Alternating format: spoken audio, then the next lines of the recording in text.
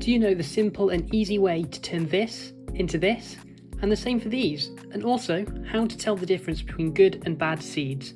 My name's Thomas, and let's find out. The first flower we'll look at taking seeds from today are these calendulas. If you know what you're looking for and how to collect it, this process is really simple and the rewards can be incredible, especially as you get to save yourself quite a bit of money. Tools wise, all I'm going to be using is just these pair of secateurs and also a tray just to put them on for now before we actually start to sort out the seeds. As most of us know, this is what a calendula flower looks like. Obviously it's a very pretty looking flower, but we obviously want to be able to save these seeds so we can have the same display next year. What you'll start to see when it begins to go to seed is this sort of green bud where it sort of looks like it's ready, but it's definitely not at the stage where we can take anything from it yet. When it gets to the stage where it looks like this is when we can start to consider if it's ready or not. A key indicator is if the stem has gone brown yet. And then if we compare that to some of the other stems, you can see that they're still very green. It doesn't strictly matter if they are still green, it's just a helpful indicator to use. If they're brown, they're probably ready.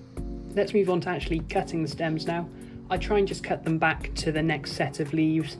Normally a good indication to go by. It doesn't really affect anything too much, just as long as we get enough to be able to harvest the seeds from the seed head, as you can see there. Just as a side note, did you know that the average calendula flower can produce up to 40 seeds alone? Think how many free flowers that is. And just think if you harvest more than one flower, you'll have absolutely tons. Also, another thing I like to do with this seed harvesting is just try and take a couple of flower or seed heads every couple of weeks towards the end of the growing season. It just sort of breaks down the job a little bit and makes it a bit more manageable. Now that's done, I've collected lots of seed heads, which I've now got on the tray. Let's have a look at how we can actually separate the seeds from the plant and distinguish between what is a seed and what isn't. Before we do that though, let's just talk about storing quickly. I'm going to be using this plastic container with plenty of room on the lid to write a label onto it, which is quite important to remember. Although a paper bag will probably work even better because it'll reduce the chance of moisture building up, which could obviously lead to mould and ruin our seeds, which we don't want.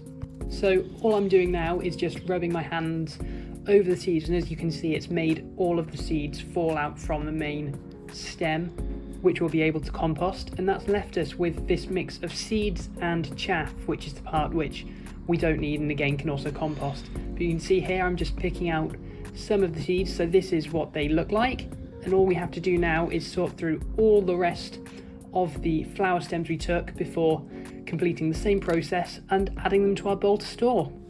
And now that I've sorted through all of the seed heads I have, I've got this nice bowl full of calendula seeds. It's obviously alright if you do have some of the chaff in there, or at the end of the day it literally doesn't make any difference. It just helps so you can actually see how many seeds you have. But I'll now seal up the lid and we can label it. When it comes to the label, all I really include is 2 pieces of information: what type of flower or plant is inside there and the year. So far I've been taking seeds for the last 2 years and they seem to be alright, so hopefully, fingers crossed, they'll be good for a few more years after that. Just quickly, before we move on to the final flower, I have one small favour to ask. If you want to learn more, not just about how to harvest other flowers and other crops, but also about other gardening topics too, that allow you to grow more for less, why not consider subscribing? I'd really appreciate it.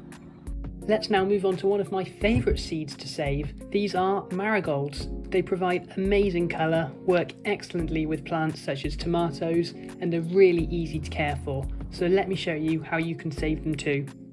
Once again with the marigolds, what we want to look for is really nice dry stems. So as you can see here, the stems are nice and brown, especially on this one here. And also another good sign is that when you put them between your fingers, the seeds actually start to fall out. This shows you that they have, as you can see, detached themselves from the main stem and are definitely dry and good to go.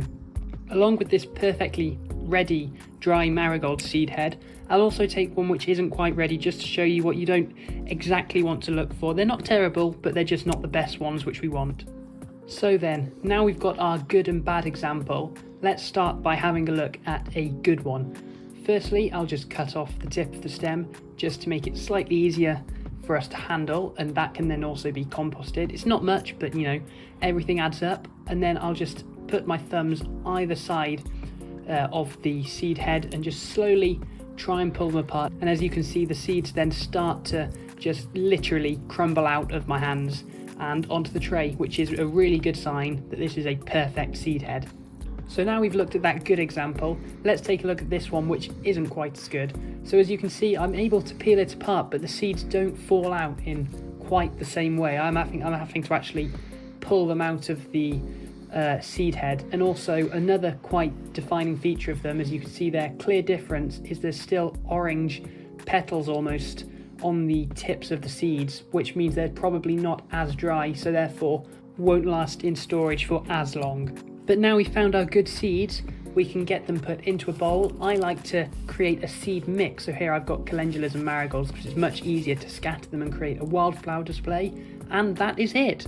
I do hope this video has been helpful, and also let me know your thoughts in the comments and suggest any other things you'd like to know about. And as always, please make sure to leave a like and subscribe to the channel, it would really help me out. But other than that, see you in the next one.